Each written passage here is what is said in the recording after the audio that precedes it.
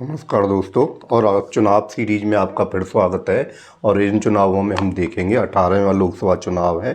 18वां लोकसभा चुनाव कब हुआ था? जून 2024 में हुआ था, आपको पता है। और इसकी अगर सीटों की मैं बात करूं तो इसमें सीटें मिली थी बीजेपी को 240, कांग्रेस को 99, सपा को 37 और टीडीपी जो अपनी ममता बनर्जी वाली पार्टी है उसको भी मिली थी इसमें 29 सीट। तो इस तरह से आप इन चुनावों में देखेंगे कि यहाँ चुनावों में जो बीजेपी अभी तक 2 लगातार चुनावों में पूर्ण बहुमत से सरकार बना रही थी, उसे अपने गठबंधन की ज़रूरत ही नहीं पड़ रही थी। यहाँ पे ऐसा हुआ कि बीजेपी पूर्ण बहुमत तक नहीं पहुँची। पूर्ण बहुमत जहाँ हमें 272 सीटों पे मिलता है तो बीजेपी यहाँ 240 सीट रह गई। अगर गठबंधनों की बात करें तो चुनाव पूर्ण गठबंधन जैसे ट्रेंड में थे, तो बीजेपी का जो गठबंधन था वो एनडीए को 293 सीटें यहाँ मिली और इंडिया को 234 सीटें यहाँ पे मिली। तो अब आप देखोगे कि काफ़ी संतुलन हो गया भारतीय लोकतंत्र में। और भारतीय लोकतंत्र में विपक्ष और सत्ता पक्ष में सीटों का अंतर बहुत ज़्यादा नहीं रहा। इससे पहले 2 चुनाव थे, सीटों का अंतर बहुत ज़्यादा था, एक तरफा था, किसी भी पार्टी को विपक्ष में बैठने के लायक सीटें नहीं मिल रही थी। तो इस तरह से ऐसा क्यों हुआ? और यही लोकतंत्र की पहचान है कि यहाँ पर लोकतंत्र में क्या होना चाहिए, आपका विपक्ष और सत्ता संतुलन में रहनी चाहिए। तभी हमारा ये कहते हैं कि जनता की जो आकांक्षा है उन पर सही से उतरा जा सकता है, एक तरफा तानाशाही नहीं होती। तो पिछले चुनाव जब मैंने आपको बताए थे 17वें लोकसभा चुनाव, तो उन चुनावों में हम देख लेते हैं कि ऐसा क्यों हुआ कि जो हमारे प्रधानमंत्री नरेंद्र मोदी हैं उनका ग्राफ एकदम से नीचे क्यों गिरा और क्यों वो अपनी पार्टी को बहुमत तक नहीं पहुंचा पाए। उनका कारण, उनका विश्लेषण इन चुनावों में करने वाला हूँ। देखिए, सबसे पहले देखते हैं कि पिछली जो 17वीं लोकसभा से जो सरकार बनी थी नरेंद्र मोदी की, एक तरफा उसमें देखते हो 300 प्लस सीट आई थी। तो वहाँ देखते हैं कि उन्होंने सबसे पहले तो धारा 370 के अंदर जो प्रावधान थे कश्मीर से रिलेटेड, मैंने आपको याद हो तो फर्स्ट लोकसभा चुनावों की जब बात की थी नेहरू के ज़माने में, तो जब नेहरू जी ने जब कश्मीर को मिलाया था भारत में, तो आपको पता होगा कि कश्मीर के लिए कुछ विशेष प्रावधान किए गए थे क्योंकि वहाँ का मामला इंटरनेशनल कोर्ट में चला गया था। तो कश्मीर के लिए धारा 370 में कुछ विशेष प्रावधान किए गए थे। उनमें आप देखोगे तो कुछ ऐसे प्रावधान थे कि भारत के लोग वहाँ पे जाके ज़मीन नहीं खरीद सकते, वहाँ की जो कुछ ऐसी लोकल जो कानून होंगे उन पे वहाँ के ही लोग वोटिंग करेंगे, वहाँ की विधानसभा फैसला करेगी, वहाँ की विधानसभा का कार्यकाल 6 साल होगा, कुछ इस तरह के कुछ विशेष अधिकार वहाँ दिए गए थे। लेकिन नरेंद्र मोदी जो सरकार बनी उन्होंने क्या किया, 370 को हटा दिया। और मैंने वहाँ पे आपको एक बात और कही थी कि बीजेपी के जो जनक थे, जिनको हम कहते हैं कि बीजेपी की जो शुरुआत है वो कहाँ से हुई थी, तो वो जनक भी वहाँ पे आप देखोगे कि वहाँ पे उन्होंने 370 के खिलाफ, बीजेपी की जब शुरुआत हुई तो 370 के खिलाफ से ही, वहीं से उन्होंने खिलाफत की थी कि 370 जो कानून है, जो कानून भारतीय संविधान में जो जोड़ा गया है वो सही नहीं है, उसको हटना चाहिए। तो वो वहाँ से तो बीजेपी पहले से ही 370 के प्रावधानों के खिलाफ थी, कश्मीर से रिलेटेड जो थे, तो उनको वहाँ पे हटा दिया गया। दूसरी तरफ आप देखेंगे एक कानून लाया गया सीएए। ये कानून क्यों लाया गया? आप देखो उत्तर पूर्व के जो राज्य हैं उसमें आपके असम, मणिपुर, यहाँ पे क्या है, प्रवासियों की, रोहिंग्या प्रवासी जो बांग्लादेश और दूसरे देश से आए हुए हैं उनकी प्रॉब्लम बहुत ज़्यादा है। तो एक नागरिकता को एक ढांचे में लाने के लिए भारत सरकार एक कानून लाने का प्रावधान किया कि हम एक ऐसा कानून लाएंगे जिसमें ये होगा कि जो विदेशों से भारत में आए हुए लोग हैं उनमें सिर्फ मुस्लिम धर्म को छोड़ के जो अलग धर्म और धर्मों के जो लोग होंगे उनको भारतीय नागरिकता दी जाएगी। इसका भी विरोध भारत में के मुस्लिम समुदाय ने बहुत ज़्यादा किया। अब एक जो कानून था आपका 3 तलाक कानून था। 3 तलाक कानून को आप देखोगे कि 2019 में लाया गया था। 3 तलाक कानून क्या था? बीजेपी की जो छवि है आप देखोगे भारतीय जनता में कुछ ऐसी है कि एंटी मुस्लिम, कि वो प्रो हिंदूवादी है और वो मुसलमानों के ख़िलाफ़ है। लेकिन बीजेपी ने यहाँ अपने आप को ये बनाया कि जो हमारी मुस्लिम महिलाएं हैं वो शादी में तलाक जो प्रथा है मुस्लिम कानून में उससे बहुत ज़्यादा पीड़ित हैं। तो उनके लिए एक कानून लाया कि भाई आप 3 बार तलाक तलाक कह के मुझसे किसी भी महिला को नहीं छोड़ सकते, उसको राइट आपको देने पड़ेंगे अगर आपने उससे शादी की है तो। और चौथा जो बड़ा काम था, आपको पता होगा कि सुप्रीम कोर्ट ने राम मंदिर का फैसला दिया। राम मंदिर को की जगह को, जो बाबरी मस्जिद की जगह थी, उसको हिंदू पक्ष को सौंप दिया गया और मस्जिद के लिए उनको अलग से 5 एकड़ ज़मीन आवंटित करने के लिए राज्य सरकार से कहा। और वहाँ पे जब राम मंदिर का फैसला हो गया तो उसका उद्घाटन हुआ 2024 में, और उद्घाटन को भी बीजेपी ने बड़े धूमधाम से मनाया और ये चुनाव में ये माहौल बनाने की कोशिश की कि राम मंदिर बीजेपी ने बनवाया। दूसरी बात, ये सारे काम थे जो जिनको हम कह सकते हैं कि बीजेपी सरकार के, नरेंद्र मोदी सरकार के उस समय के क्या थे, पॉजिटिव काम थे। लेकिन अगर हम नेगेटिव कामों की बात करें, मैं यहाँ पे आपको ये बता रहा था कि धारा 370 जो थी उसका जो बीजेपी के जनक थे श्यामा प्रसाद मुखर्जी, आपको पता होगा। तो श्यामा प्रसाद मुखर्जी की जो डेथ हुई थी वो कश्मीर में हुई थी, जेल में। तो उन्होंने सबसे पहले धारा 370 के प्रावधानों का विरोध किया था और वही कश्मीर में घुसे थे अवैध रूप से। उस ज़माने में क्या था, थोड़ा वीज़ा या पास भी लेना पड़ता था कश्मीर में जाने के लिए।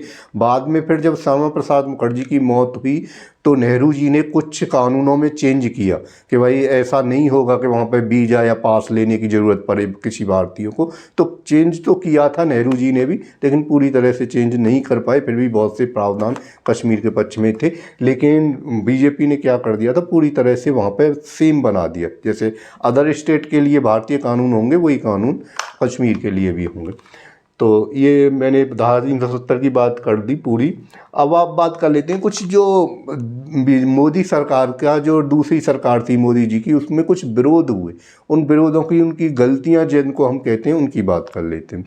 तो आप देखोगे, आप भी इसका विश्लेषण कर सकते हो। अगर आपको कोई चीज़ अच्छी नहीं लग रही, किसी चीज़ में आप अपना व्यू देना चाहते हो कि ये अच्छी नहीं थी, ये बुरी थी, आप क्रिटिसाइज करना चाहते हो किसी पॉइंट को, तो कर सकते हो कमेंट बॉक्स में। तो सबसे पहले था किसान आंदोलन। आप देखोगे जो बीजेपी सरकार की जो छवि है, तो कुछ आप देखोगे कि विश्लेषक ये बोलते हैं कि बीजेपी सरकार की दो मुख्य विचारधाराएं हैं बीजेपी की। एक तो प्रो हिंदूवादी और दूसरी आपकी कोऑपरेटिव, वो आर्थिक जगत में। तो कोऑपरेटिव विचारधारा के कारण कृषि के लिए 3 कानून लाए गए, जिसमें वो कृषि को खोलना चाह रहे थे प्राइवेट सेक्टर के लिए। ऐसे 3 कानून लाए गए और उन कानूनों को ज़्यादा संसद में भी उनके ऊपर ज़्यादा कोई बहस नहीं कराई गई और वो सीधे पास करवा लिए गए। उनका विरोध किया लगभग 1.5 साल तक किसानों ने। दिल्ली के आसपास वो बॉर्डर पे बैठे रहे और वहाँ पे क्या हुआ, ये सब परिस्थितियाँ आपने देखी होंगी कि वहाँ पे मोदी सरकार का बहुत विरोध हुआ था किसान आंदोलन के लिए। उसी बीच में क्या हुआ, कोरोना आ गया। कोरोना आप जानते हो एक महामारी के रूप में भारत में आई और उसने बहुत सारा डैमेज किया भारत को भी। और भारत सरकार को इकोनॉमी तो ठप हो ही गई। जब लॉकडाउन हुआ तो इकोनॉमी ठप हुई और लोगों को सबसे बड़ी प्रॉब्लम आई, अप्रवासी जो मजदूर थे उनको घर तक कैसे पहुंचाया जाए। तो लॉकडाउन एकदम से लागू किया गया और जो प्रवासी मजदूर थे उनको घर पहुंचने के लिए बड़ी मशक्क़त करनी पड़ी और उसमें देश की छवि और सरकार की छवि भी ख़राब हुई कि आपने प्रवासी मजदूर गरीब लोगों के लिए कुछ नहीं किया कि वो सुरक्षित घर पहुंच सकें। उनकी रास्ते में ही बहुत सारे लोगों की मौत हो गई। दूसरी बात आप देखोगे, तीसरी बात के रूप में हम देखते हैं तो राहुल गांधी की सदस्यता। राहुल गांधी जी के ऊपर एक केस चल रहा था। कर्नाटक में एक भाषण दिया था उन्होंने और उसमें उन्होंने कहा था कि ललित मोदी, नीरव मोदी, ये सभी जो घोटाला करके भारत से भागे, ये सारे मोदी ही क्यों होते हैं। तो उसके ऊपर मोदी समाज के एक वकील थे, पहले वो गुजरात में बीजेपी के एमएलए भी रहे हैं, उन्होंने उसके ऊपर केस किया कि मोदी समाज को टारगेट किया है और मोदी समाज की छवि बिगाड़ने की कोशिश की है।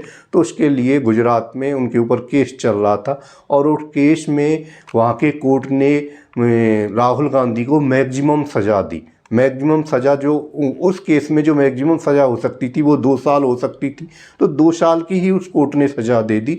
और 2 साल की सज़ा के बाद प्रावधान ये था संसद के कानून के अनुसार कि किसी भी सांसद को अगर 2 साल की सज़ा बोल देगा कोर्ट तो उनकी सदस्यता ख़त्म हो जाएगी, तो कर दी गई। उसमें फिर हुआ क्या कि काफ़ी विरोध हुआ इस चीज़ का कि आप करना क्या चाह रहे हो, आप जो लोग विपक्ष है उसको बिल्कुल ख़त्म करना चाहते हो। और आप देखते हो कि मोदी जी जब पहली बार आए थे तो कुछ ऐसे नारे भी लगे थे, हालांकि मोदी जी के मुंह से नहीं कह सकते हम कि मोदी जी ने अपने मुंह से कहे कि हम कांग्रेस मुक्त भारत बना देंगे, तो उसको जनता ने कुछ ऐसा समझा कि मोदी जी या बीजेपी ये टारगेट कर रही है कि विपक्ष ख़त्म ही हो जाए देश से, तो उसके कारण भी थोड़ी सी छवि खराब हुई।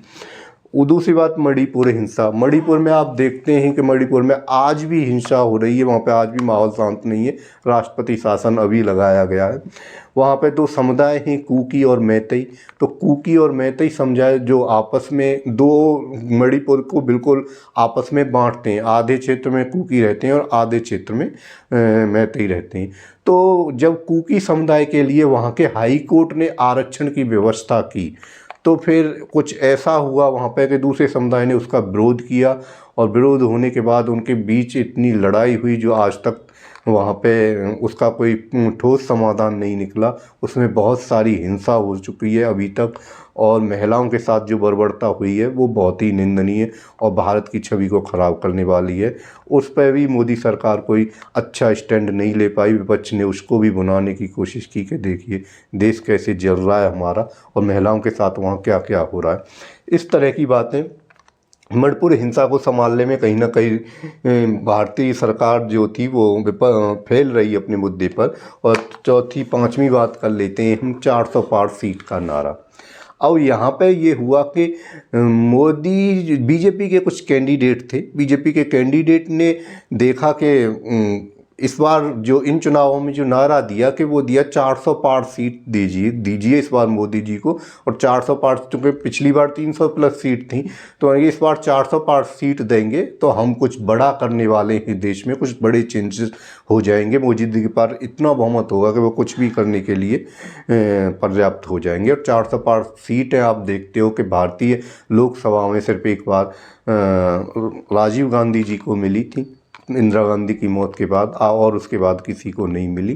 तो ये नारा भी कहीं ना कहीं नेगेटिव साबित हुआ बीजेपी के लिए, क्योंकि विपक्ष ने इसको इस तरह से बनाया कि अगर 400 पार सीटें मोदी जी की आ गई तो वो संविधान बदल देंगे और वो आरक्षण ख़त्म कर देंगे।